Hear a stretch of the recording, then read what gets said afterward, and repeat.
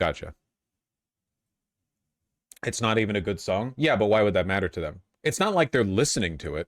Like, is that like none of this has anything to do with their enjoyment of anything? Nazis hate art. They don't care about art. They don't listen. They pretend they listen to Wagner and then they go back to listening to like I don't know, Hollow Live Nightcore remixes or something. Like they don't care about anything, right? These are people who, like, on an ideological level want to die, and they want to punish you for the fact that they feel that way. You can't expect them to provide you with anything, really. Every time you get a glimpse into their lives, it's sickening and pathetic, right? And their attempts, when they do, to defend themselves usually backfire. So for the most part, they don't. And they usually just engage in self-debasement performatively to show that, you know, you can't hurt them. They already know they're pathetic.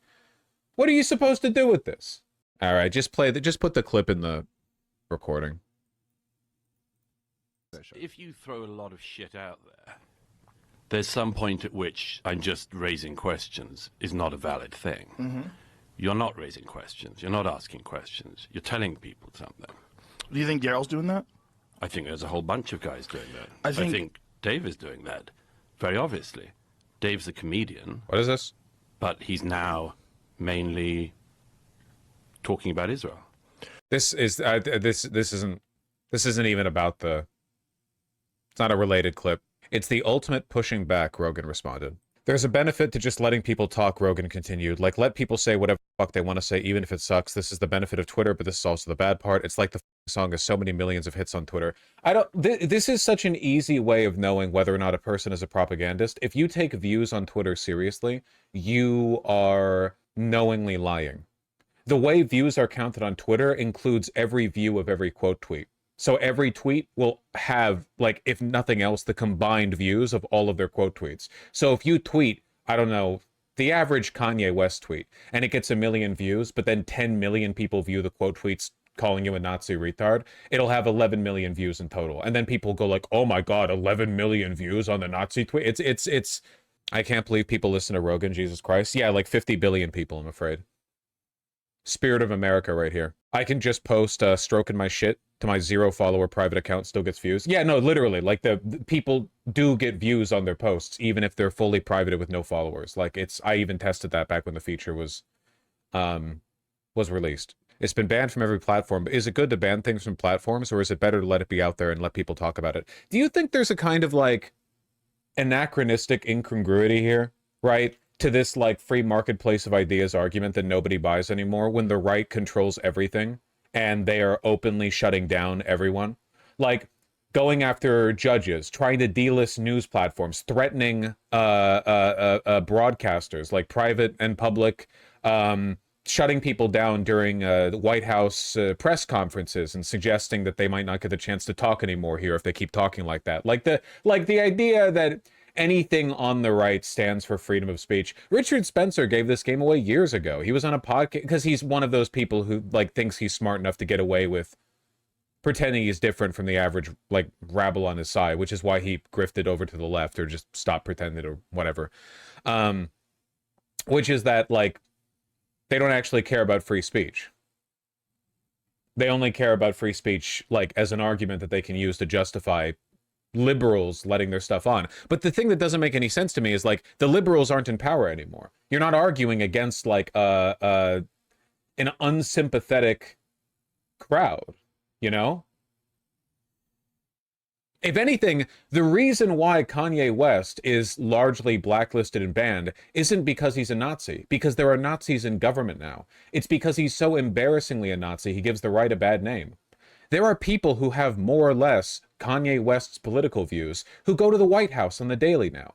Stephen Miller probably agrees with a lot of the more sane things that Kanye West says. By sane, I mean coherent, not, like, politically effectual. It has nothing to do with him being a Nazi. It's just that he's embarrassing. Giving him a microphone, giving him a spotlight just makes the right look bad. Also, he's black. Nazis love black people when they're on their side. I mean, is he giving Trump a microphone making the right look bad? No, I don't know if you noticed, but he won the last election. Genuinely, like, ideologically, Kanye West's views aren't even that uncommon. Not his main ones, at least. Like, some of the more out there ones. I don't think everyone's their cousin, but, you know, it has nothing to do with him being a conservative. It's just a matter of him being embarrassing to the right. I'm sorry, wait, what is the conclusion to this article? As the Hollywood Reporter senior editor Steven Zaitchik observed recently, the world's biggest podcaster is slowly moving from conspiracy curious to a launder of anti-Semitic and anti-scientific ideas right before our eyes.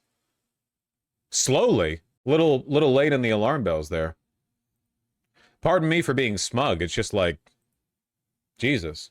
The conclusion is always Nazis. To cite a person who recently had to leave YouTube, I think, Innuendo Studios, the way the right is structured is so that every layer out from the center, from the core, is made to be the final layer.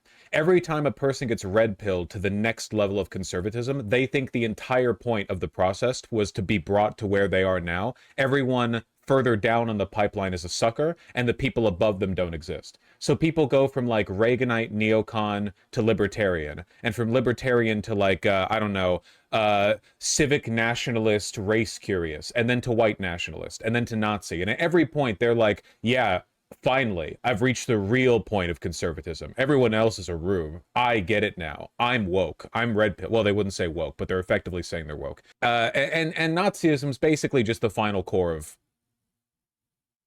the whole process. Kind of just, that's just the end point, really, or something approximating Nazism, at least. No, I heard Innuendo Studios GoFundMe did well. I'm happy to hear that. I'm happy to have seen that. Alt-right playbook, how to radicalize a normie. I don't know the title. I haven't watched it in a while, but yeah, something to that effect. Anyway, like Joe Rogan was at some point in the last like 5 or 6 years bought. It probably is a post-COVID thing. A lot of conspiracy curious, anti-scientific content creators after COVID realized like, holy shit, this pandemic has either amplified or revealed millions of very mentally ill people who will believe anything that I tell them.